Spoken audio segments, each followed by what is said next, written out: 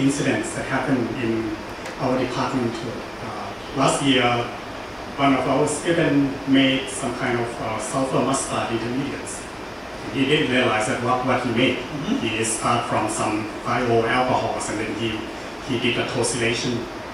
So he did a risk assessment. He looked for the SDS of the starting materials. He looked at the protocol. There's no other thing, but he didn't look at the final product. But actually, he couldn't find SDS of the final product anyway. And the problem started when he cleaned up the mess.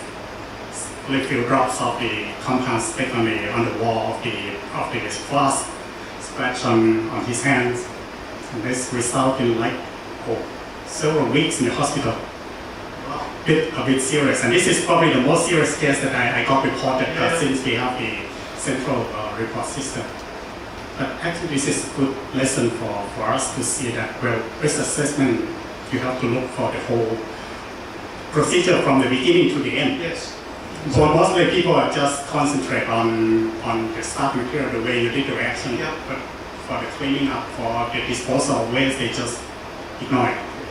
Well, I have some other slides in here, which I didn't show you, which are a little more specific to chemistry. There are plenty of time, and actually, I think over half of people here are chemists. So you can share with us, no problem. We still have plenty of time.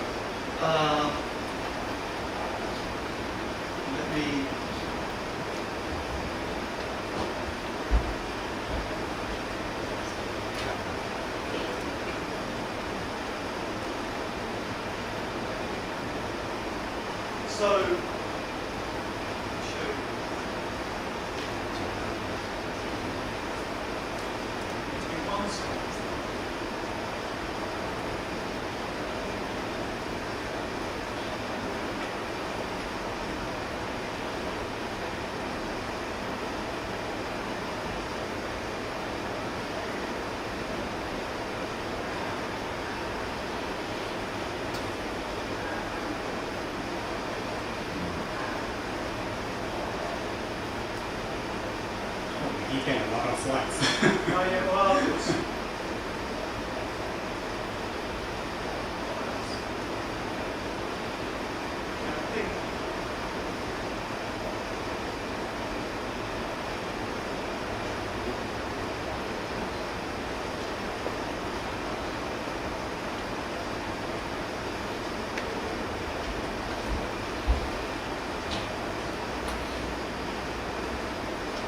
And most of these would be applicable to any science discipline, anything using chemicals, certainly.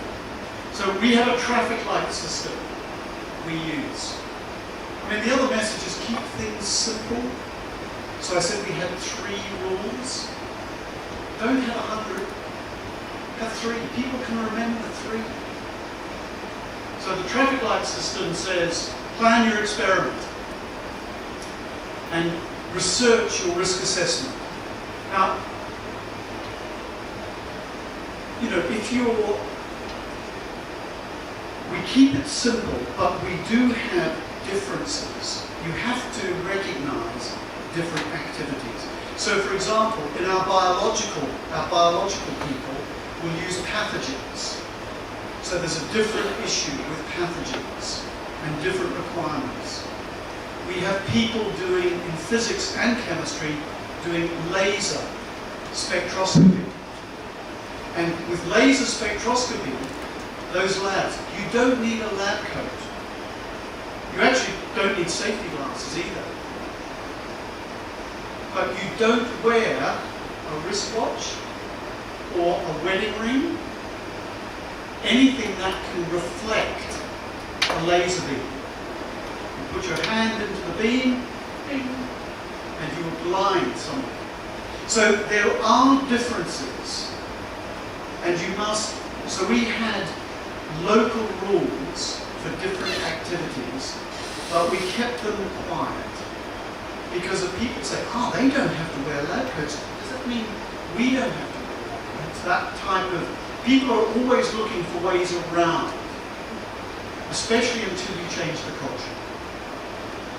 So the traffic light is complete your risk assessment, identify all additional requirements that you need to look at. So this is, and I think the message is cradle to grave, beginning to end.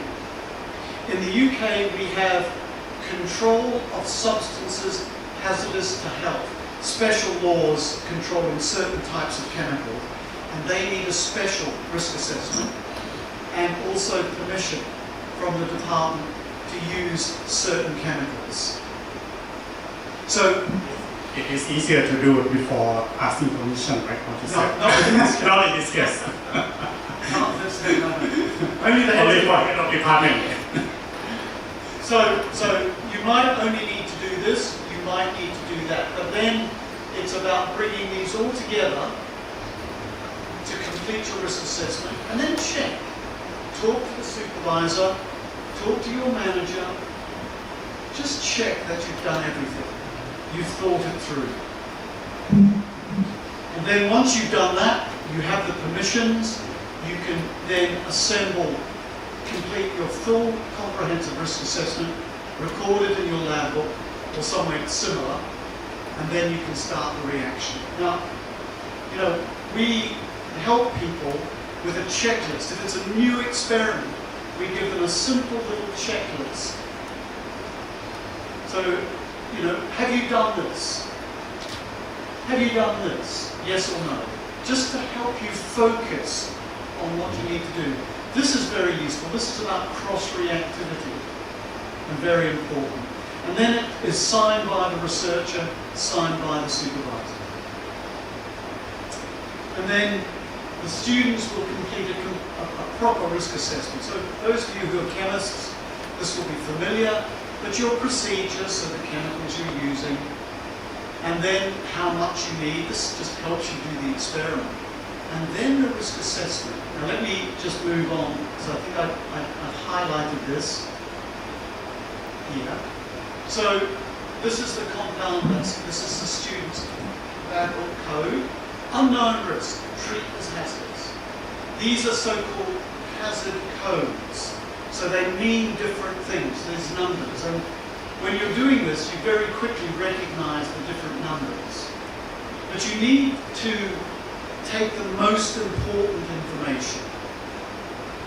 Not everything. You need to focus on what's important. You know, when you're crossing the road, it doesn't matter if it's a bus or a truck. That's not important because they will both kill you. But it might be important if the road is wet. So you need to use some judgment. And these hazard codes will help you to understand the risks, know hazardous byproducts, so the student reasonably recognize this. How to dispose of excess reagents? Well, you can wash it away with water. If you spill copper bromide, you need to dispose of that as a hazardous solid, and we have a procedure for that. If you spill hydrochloric acid, you neutralize it. And then we don't know what the product is, so it is hazardous, unknown risk. Some students will have a lot of information. More experienced people will focus on the most important things. But you record it, and when you repeat this reaction, the information is already there for you. You can go back, you can read it, you can remind yourself if you're changing the scale or you're changing some aspect of the procedure, is that going to affect the outcome or not? You have to make a judgment.